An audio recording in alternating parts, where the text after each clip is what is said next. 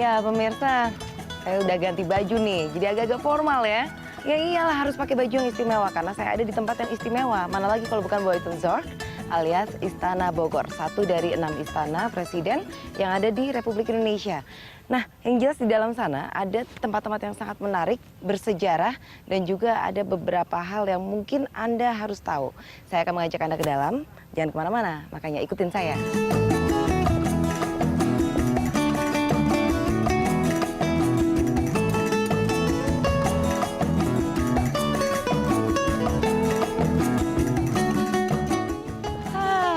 Rasanya kayak rumah sendiri ya kalau seperti gini. Ngarep gitu ya, punya rumah berupa istana Palladian. Memang ada perubahan. Kalau di zaman-zaman dulu, tahun-tahun abad 17 lah ya, itu kan sekedar menjadi tempat persinggahan atau peristirahatan. Tapi kemudian sekarang dipugarlah menjadi satu tempat yang seperti Istana Palladian ini. Nah, kalau di belakang saya ini namanya kolam teratai. Jadi ini adalah pemisah alami antara Kebun Raya Bogor dengan Istana Kepresidenan, Istana Bogor.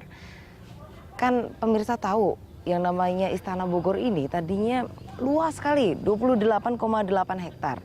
Untuk luas bangunannya sendiri hampir 15 hektar. Oleh karena itu di masa pendudukan Inggris, tepatnya Gubernur Jenderal Raffles kemudian memutuskan untuk memisahkan. Jadi Kebun Raya Bogor ini untuk penelitian tanaman tropis, sementara Istana Bogornya sendiri tempat peristirahatan Gubernur Jenderal.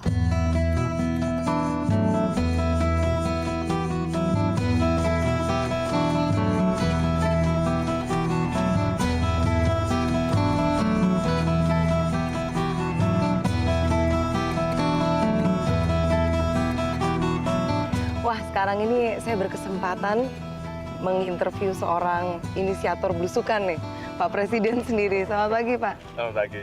Ya, Pak. Ini di Istana Bogor ini tempat paling favorit buat Pak Jokowi ini apa, Pak? Apa ya, semuanya. Tetapi kalau sore, Ya? kalau sore hari, itu suara burungnya banyak sekali, plus suara ini ya, apa?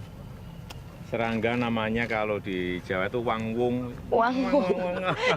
Pasti Itu kayak mengenal kata wangwung nih. Kayak di hutan belantara, di dalam hutan belantara gitu. Wah. Suaranya wangwung. Dan kecuan burung yang banyak sekali itu yang sore hari atau pagi-pagi. Tidak bisa didapatkan di Jakarta. Yang itu tidak kita dapatkan di tempat lain. Baik. Sering olahraga juga, Pak? Sini, Pak? Masih Sabtu Minggu. Masih. Sabtu Minggu. Masih sepedaan. Asik. Ya sudahlah Pak Presiden. Mudah-mudahan betah di Istana Bogor juga. Selamat olahraga karena ini Sabtu Minggu. Kita jalan-jalan lagi ya pemirsa ya.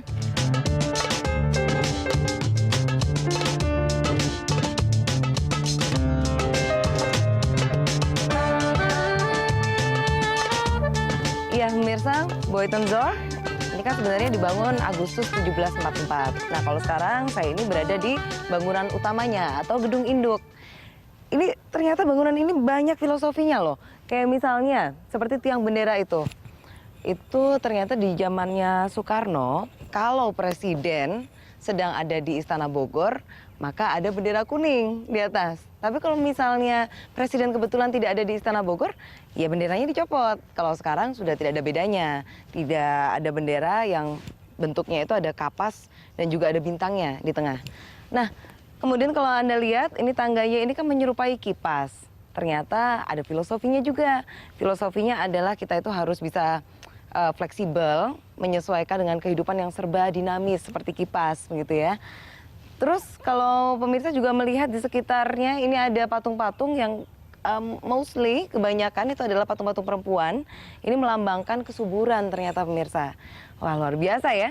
Semua yang ada di sini pasti ada maknanya. Jadi kita berjalan-jalan lagi mencari tahu apa sebenarnya makna dari simbol-simbol ataupun juga patung-patung atau hiasan yang ada di Istana Negara ini. Ya.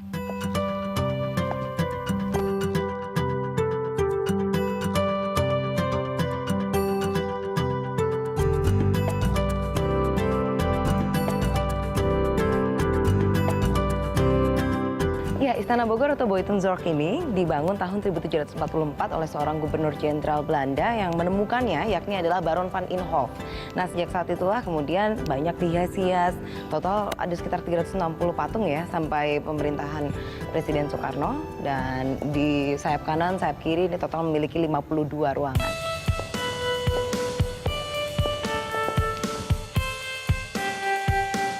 Pemirsa, di Istana Bogor ini kan sebenarnya banyak sekali patung ya. Hampir 400 patung tersebar di tanah seluas 28,8 hektar.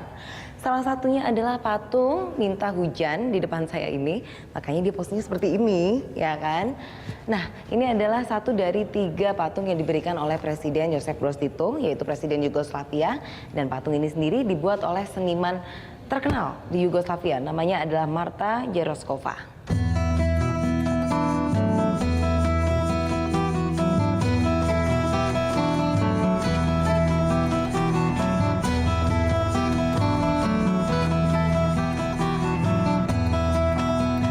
Sampailah kita di Gallery of State atau Museum Kenegaraan. Nah, ini adalah Balai Kirti ya. Jadi semuanya ini tentang segala sesuatu yang berbau kebangsaan, berkenegaraan, seperti proklamasi, Pancasila. Kalau Anda lupa boleh ngecek di sini.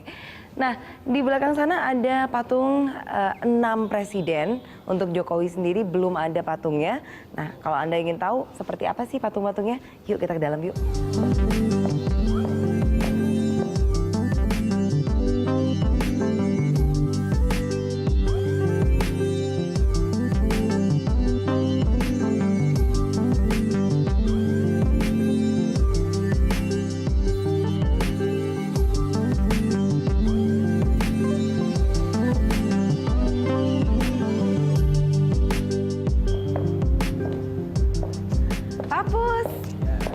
Gimana kabarnya Pak Pus? Alhamdulillah, sehat-sehat Mbak Dias. Sehat, Alhamdulillah.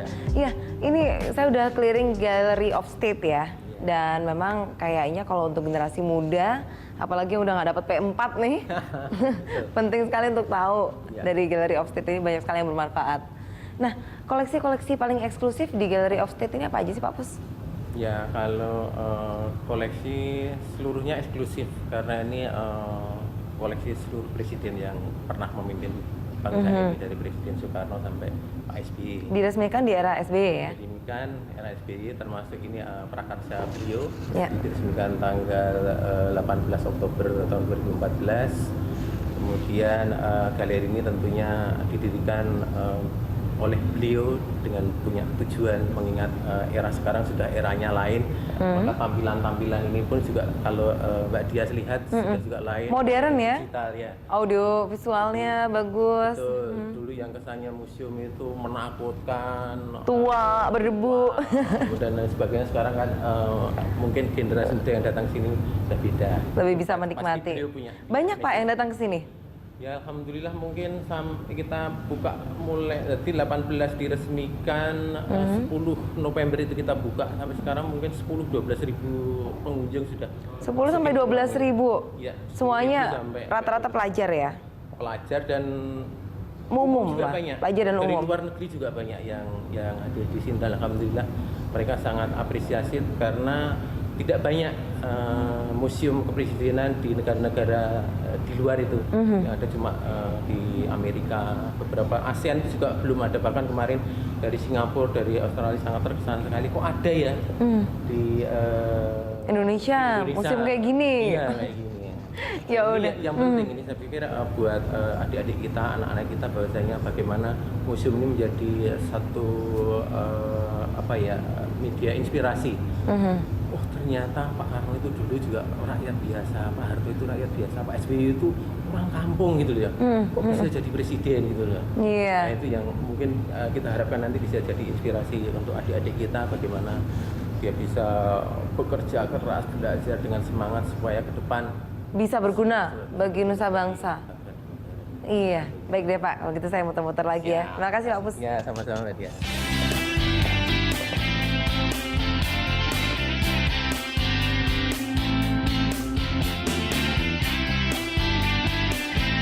Kota Bogor memang merupakan penanda zaman, di mana perjuangan prakemerdekaan Indonesia terukir di dalamnya. Modernitas tidak pula menggusur budaya masyarakatnya yang plural dan dinamis. The Belusukan akan kembali pekan depan, tetap saksikan informasi lainnya di Morning Show.